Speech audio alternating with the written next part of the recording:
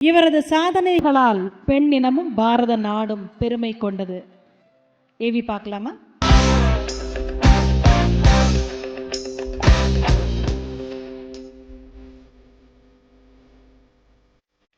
அந்த உலக புகழ்பெற்ற சாதனை பெண்மணி இவர்.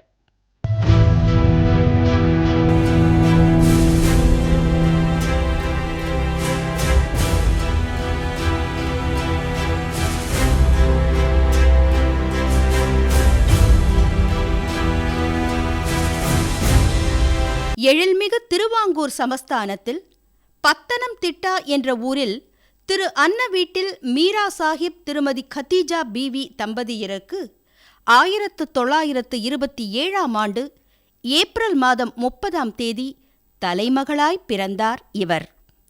இவருக்கு 5 சகோதரிகளும் 2 சகோதரர்களும் உண்டு.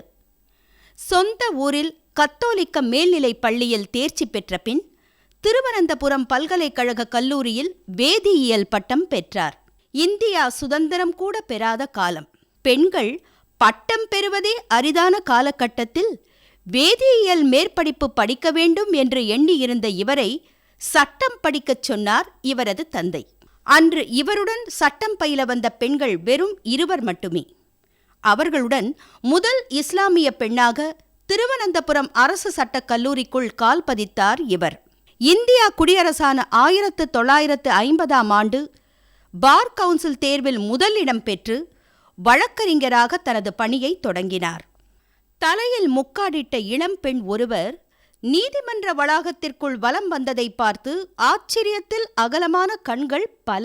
வியப்புகளையும் வெறுப்புகளையும் அமைதியுடன் எதிர்கொண்டு நீதித்துறையில் இவர் காலூன்றினார். சட்டம் பற்றி இவர் கொண்ட தெளிவான பார்வையும் இவரது நிதானமான அணுகுமுறையும் கண்டு 1958ஆம் ஆண்டே இவரை உரிமையியல் நடுவர் பதவி தேடி வந்தது. இவரது நேர்மைக்கும் செயலாற்றலுக்கும் பரிசாக அடுத்தடுத்து 1968ஆம் ஆண்டு துணை சார்பு நீதிபதியாகவும் 1972ஆம் ஆண்டு தலைமை குற்றவியல் நீதித்துறை நடுவராகவும் 1980இல் வருமான வரித்துறை மேல்முறையீட்டு தீர்ப்பாயத்தின் நீதித்துறை உறுப்பினராகவும் அடுக்கடுக்காக பல பதவிகளில் திறம்பட செயலாற்றினார். அனுபவமும் அறிவாற்றலும் கொண்ட இவர் 1983ஆம் ஆண்டு கேரள உயர் நீதிமன்றத்திலும் நீதி அரசி ஆனார். எத்தனை வழக்குகள், என்னென்ன தீர்ப்புகள்! இவரது துலாக்கோல் எப்போதும் எந்த பக்கமும் சாய்ந்ததும் இல்லை, சரிந்ததும் இல்லை. அதன்பின் 1989இல் உச்ச நீதிமன்றம் இவரது சேவை தேவை என அழைத்து கொண்டது. இந்திய சட்டத்துறை வரலாற்றில் திருப்புமுனை தினம் அன்று. நீதித்துறையின் உயர்ந்த பொறுப்புகளுக்கு பெண்களால் வர முடியும் என்பது உணர்த்தப்பட்ட தருணம் அது.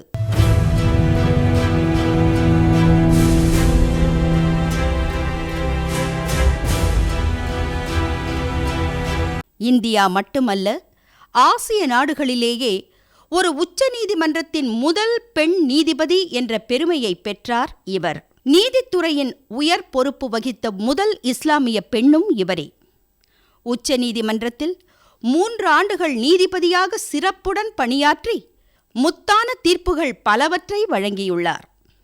ஒரு வழக்கை விசாரிப்பதற்காக அமரும் முன் அதன் பின்னணியை பற்றி முழுமையாக அறிந்து கொள்வதை வழக்கமாக கொண்டிருந்த இவர் மிகுந்த தெளிவான பார்வையுடன் வழக்குகளை அணுகியதால் வழக்கறிஞர்கள் மட்டுமன்றி சக நீதிபதிகளிடமும் மிகுந்த மரியாதை பெற்று திகழ்ந்தார். ஓய்வு பெற்று இத்தனை ஆண்டுகளுக்குப் பிறகும் இன்றைக்கும் கூட பல்வேறு வழக்கு விசாரணைகளில் வழக்கறிஞர்கள் சுட்டிக்காட்டக்கூடிய முன்மாதிரி தீர்ப்புகளும் உத்தரவுகளும் பிறப்பித்து நீதித்துறை வரலாற்றில் தனக்கென தனி இடம் பிடித்தவர். உச்ச நீதிமன்றத்தில் இருந்து ஓய்வு பெற்ற பின் 1992ஆம் ஆண்டு தேசிய மனித உரிமைகள் ஆணையத்தின் உறுப்பினராகவும் 1993ஆம் ஆண்டு கேரள அரசின் பிற்படுத்தப்பட்டோர் நல வாரியத்தின் தலைவராகவும் பொறுப்பேற்றார். அதனைத் தொடர்ந்துதான் 1997ஆம் ஆண்டு தமிழகத்தின் முதல் பெண் ஆளுநராக நியமிக்கப்பட்டார். தமிழகத்திற்கு மட்டுமல்ல, இந்திய திருநாட்டிலேயே நியமிக்கப்பட்ட முதல் இஸ்லாமிய பெண் ஆளுநரும் இவரே என்பது குறிப்பிடத்தக்கது.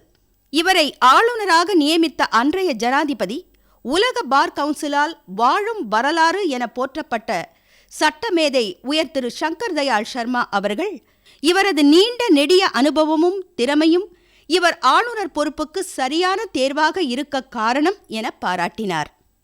இவர் தமிழக ஆளுநராக செயலாற்றிய பொழுது சமகால தமிழக அரசியலின் இருபெரும் தலைவர்களான கலைஞர் மு. கருணாநிதி, செல்வி ஜெயலலிதா ஆகிய இருவருடனும் பணியாற்றியுள்ளார். பெண்கள் நீதிபதி பதவிகளில் அதிக அளவில் அமர்த்தப்பட வேண்டும் என தொடர்ந்து குரல் கொடுத்தவரும், இந்த நீதி தேவதையின் சாதனைகளை பாராட்டி மாண்பமை முனைவர் பட்டம், மகிழா சிரோன்மணி விருது, பாரத ஜோதி விருது என பல விருதுகள் இவரை வந்தடைந்தது.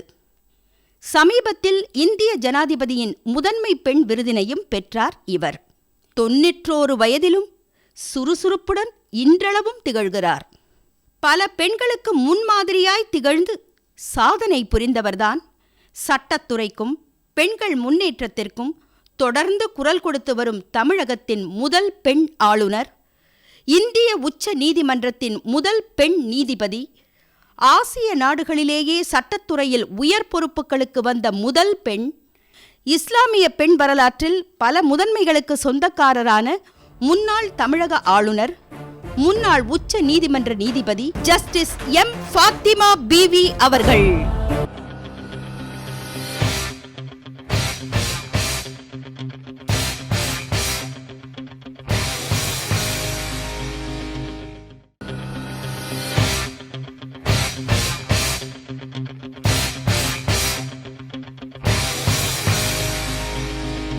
சிறப்பு விருதினை பெற மரியாதைக்குரிய தமிழக முன்னாள் ஆளுநர் உயர் திரு ஜஸ்டிஸ் எம். ஃபாத்திமா பிவி அவர்களை மேடைக்கு வருமாறு பணிவன்போடு கேட்டுக்கொள்கிறோம்.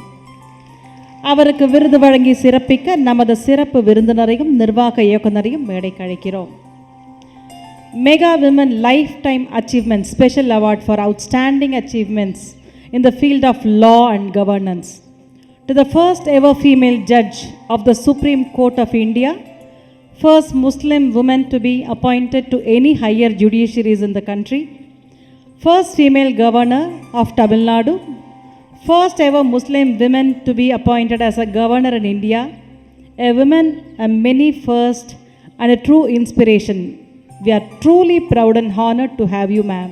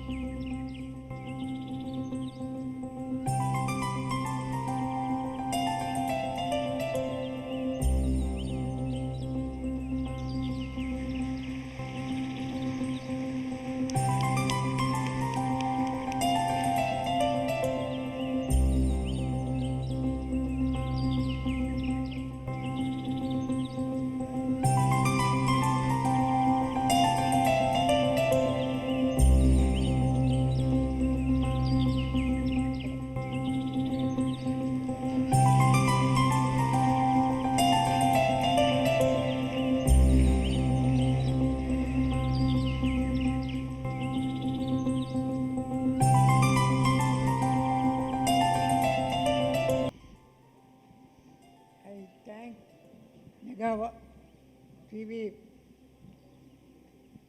for having given me this opportunity to meet everybody here. It was a matter of great pleasure and privilege to be honored by them in this way. I thank every one of you for your presence and pray for the happiness and prosperity of our people. Thank you.